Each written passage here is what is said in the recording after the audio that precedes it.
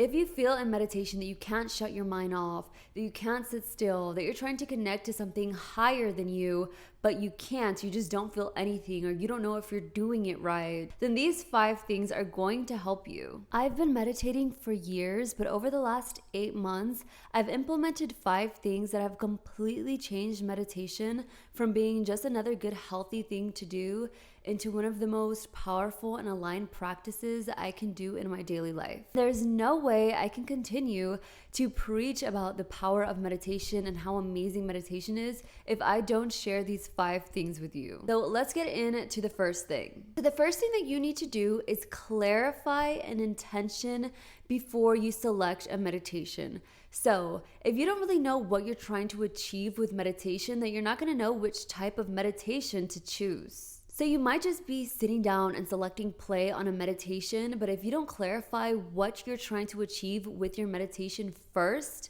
then the meditation that you do might end up feeling quite random, or it might just not resonate with you. This will lead you to feeling disconnected and kind of directionless and just kind of trying to follow along with the meditation without feeling like you're getting any use out of it. There are many different types of meditations that you can listen to, that you can follow along with, but you have to clarify that intention first. There are different types of meditations that you can do that are going to target and pinpoint certain things. So if you're trying to rewire limiting beliefs, become her, then you're gonna want to look into a meditation that's about subconscious work and visualization that's gonna take you in more of a theta brainwave state. If you're trying to heal emotionally and release, you might wanna look into an inner child healing meditation or a somatic meditation, one that focuses on breath work that takes you into the alpha or theta brainwave state. If you're trying to calm anxiety or racing thoughts, you might want to look into a meditation that is about mindfulness, about grounding, about doing a full body scan that's going to take you into an alpha brainwave state. If you're trying to raise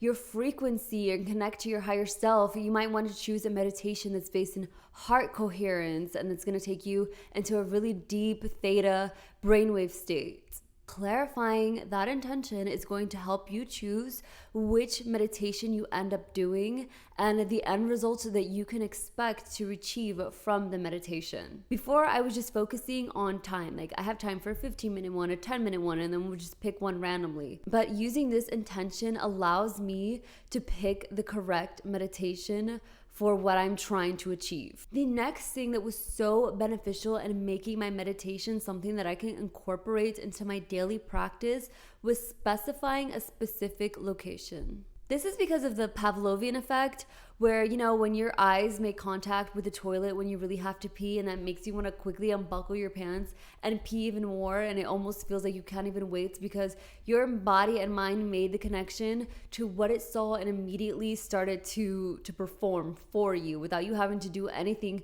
consciously. Every single day, I would roll my yoga mat in my living room in the same exact spot facing the window, and because of that, it's helped my body so much in being able to just relax and do all of the things. I was able to just sit down and my body already knew what was about to happen without me having to do so much. Less conscious effort for my body every day to get relaxed and get into its meditative state, because it already knew when it saw my yoga mat facing that window and when I sat down and took my first breath exactly what was going to happen. And so it was doing a lot of the work for me. I didn't have to try so hard to get my body to relax, to get into my meditative state. If you cannot do it in the same exact spot every single day for whatever reason, you're just meditating wherever and whenever you have time, then I highly recommend giving your body specific cues so that it knows it's meditation time. So this may be before you even start your meditation, maybe for 1 minute, every time you're going to meditate, for 1 minute, listen to a solfeggio frequency and listen to that for just a minute, and then start playing your meditation so that your body knows, okay, every time this song is playing, I'm going to go ahead and get her into her meditative state. Or give your body some type of physical cue, like maybe rub on your heart, that area, or rub your shoulder, or give your body some sort of relaxing cue so that you immediately start releasing the tension from your jaw, from your eyes, and relaxing and helping you to get into that meditative state without it being kind of in shock all the time of what's going on and what is she doing and why are we here, and you having to waste most of the time in your meditation just getting it to get into that relaxed state. The next thing that you absolutely have to do to get the most out of your meditation sessions is to accept that your mind is going to wander. A lot of people hate this about meditation, and I am guilty. I used to get so frustrated and feel like the meditation was immediately a waste of time because of my wandering thoughts. Stop thinking that you have to stop your mind from wandering because it's going to wander. The objective is not to completely empty your mind of all thoughts. Even if I wasn't thinking about anything, I would still have a thought that says, I'm not thinking anything right now. And that's a thought in itself. But in meditation, it would be helpful to observe the thoughts. You are the observer of your thoughts. If you imagine yourself as the sky and thoughts as clouds, you are not the thoughts, okay? You are not the clouds in the sky. You are the entire sky, observing those clouds, observing those thoughts.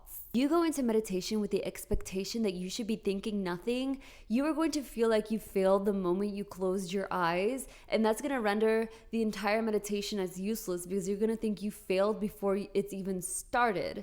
So it's not about emptying out your mind or emptying out thoughts. For example, a thought might come in like, I'm kind of hungry right now.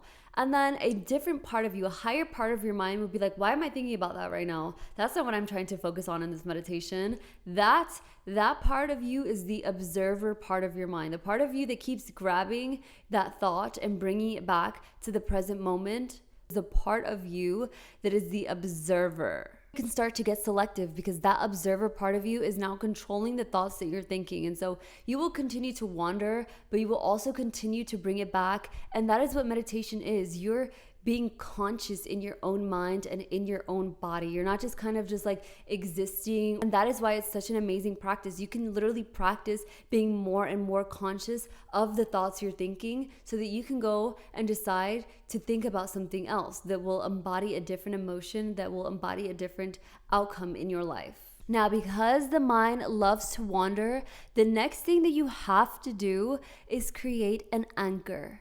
So before every single meditation, now that you've clarified your intention and the type of meditation that you're doing, clarify what you want to focus on before the meditation starts. So before you hit play on that meditation, you want to know exactly what you're trying to focus on. This helped me so much for my wandering mind because I would have an anchor. And so anytime my mind would drift off, I would have something very specific to bring it back to. I can't be upset with my mind for not focusing on something and then have nothing to focus on in the first place. A lot of guided meditations will kind of get you into this nice relaxed state and then tell you, now clarify a goal that you want to think about. And it's like, wait, I should have picked that before I even started. Now I'm just sifting through my brain, trying to find the perfect thing to focus on when I can do that beforehand and have that solid before I even start so that I can constantly bring my mind back into focus there. So if I want to focus my meditation on a simple feeling, like I want to feel self-love. I don't want to think about a certain scenario. I just want to think about a feeling. I want to feel